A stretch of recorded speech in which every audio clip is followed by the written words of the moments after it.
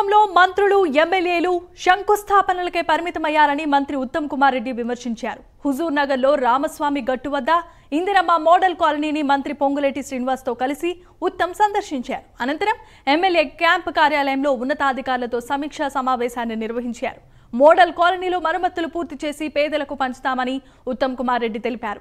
ఇక నియోజకవర్గంలో కట్టిన డబుల్ బెడ్రూమ్ ఇండ్లను పూర్తి చేసి నిరుపేదలకు పంపిణీ చేస్తామన్నారు. రాబోయే 3 నెలల్లో 2600 ఇండ్లను పూర్తి చేసి పేదలకు పంచుతామని గృహ నిర్మాణ శాఖ మంత్రి పొంగులేటి శ్రీనివాస్ రెడ్డి తెలిపారు. కాళేశ్వరం అవినీతిని వెలుగులోనికి తీసుకొస్తామని చెప్పారు. బీఆర్ఎస్ నాయకుల కబ్జాలను వడ్డీతో సహా వసూలు చేస్తామని హెచ్చరించారు.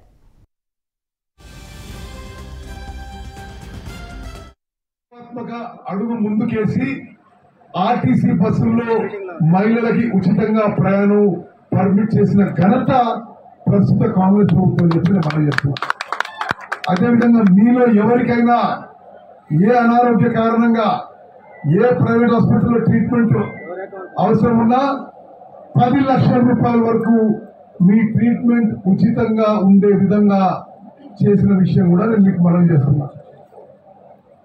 అదేవిధంగా అతి త్వరలో మహిళలకి 500 రూపాయలు గ్యాస్ సిలిండర్ పథకం కూడా ప్రారంభం చేయబోతున్నాం అని చెప్పి నేను మనం చేస్తున్నా.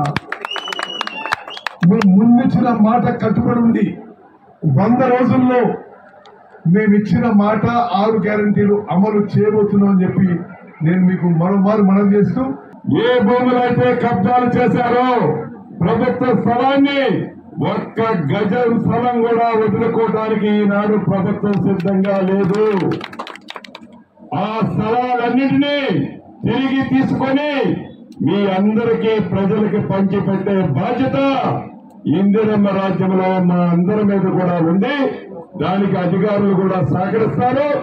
100% గతంలో ఏ తప్పులు చేశారో తప్పులు చేసిన ప్రతి తప్పుని ఈ ప్రభుత్వం ప్రజల ముందు నిలబెడుతుంది. గతంలో ఏవైతే కబ్జాలు చేశారో ఈ తెలంగాణ రాష్ట్రంలో వేలాది ఎకరాలు లక్షలాది